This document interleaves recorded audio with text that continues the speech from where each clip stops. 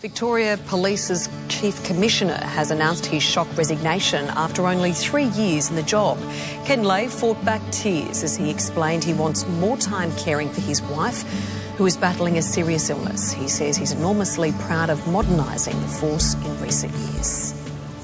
What I am most proud of has been the change in the community's attitude towards violence against women and children. With those words, the curtains closed on 41 years of absolute dedication to Victoria Police. In 1974, when Ken was sworn in and received his Freddie, the movie box office blockbuster was Policewomen. The Policewomen, tough enough for any man. And Mark Bolan's T-Rex released Children of the Revolution.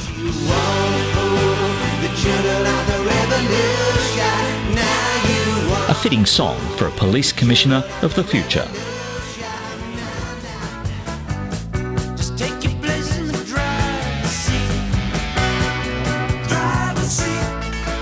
Ken's formative years were spent policing in Prahran and St Kilda, but it was his role as Assistant Commissioner of Traffic and Transit where he raised the bar. You put that glass to your lips or foot to the pedal. Think what you could be doing to the people you love. We will catch you before someone gets hurt.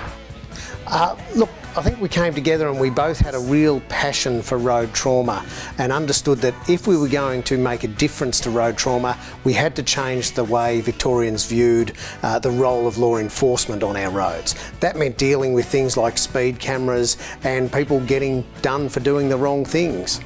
I first met Ken at the TAC when he was at the front of our road safety campaigns. He was the major influence in our record-breaking years of bringing the road toll down. Ken might speak softly, but he's got a very strong voice, and it's a voice that comes out of that deep personal integrity. And he was the most powerful and trusted voice for the road safety program in Victoria, because he's not about Ken, he's not about Ken Lay, he's about looking after Victorians. We went across to Indonesia and looked at the strategies for the Indonesian National Traffic Police and undertook a scoping study, and from there a relationship developed in a very strong way with Victoria Police, and many of the police members have been across there and undertaken training and reviews and things of that nature, so a real reward for something that started small. Whilst international best practice was important to reducing the road toll and road trauma, Ken never forgot those who suffered the most. My son, when he was 17, he was killed in a car crash in 2001. Through that we formed a group called Working Against Culpable Driving with other parents. We met many politicians and many road safety experts, and were very frustrated because none of them seemed to get it, to understand road trauma. Eventually met Ken Lay when he became the roads police. And with Ken, he understood straight away. I was speaking to him and he told me that he lived and breathed road trauma. And I knew from that comment that he understood. He said he often woke up at night thinking about what could be done. And I just think that he was just made my life relax a little bit, because I felt that someone in power finally understood, whereas I hadn't had that before with anybody else. I wouldn't care if you walked away, but every time you're there, I'm begging you to stay. When you come close, I just tremble. It's been an incredible adventure for our 21st Commissioner, sometimes taking him as far as the Kokoda track. Oh, I think he was better for the experience, and I say that because he then actually got to understand how the relationships between the police, the youth of the area, and particularly the sponsors was so strong. And I think he also got to see the opportunity of the kids change through the process. And I think if you ask Ken now, I think it's probably changed him as well. Yes, I'm suffering at the moment from a number of blisters on my feet. So.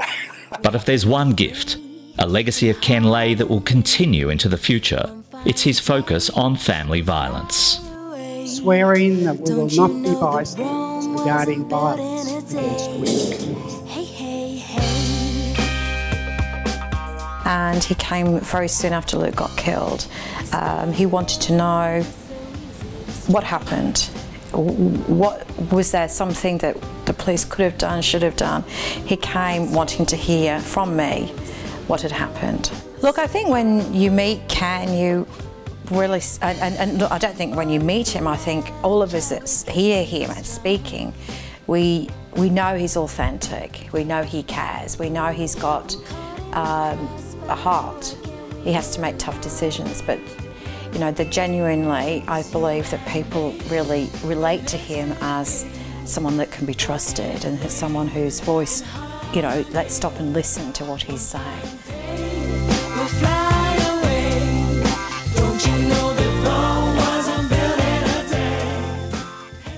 There are some men who are great at running a business. There are some that are visionary, others political dynamos. I knew Ken because he was an assistant commissioner.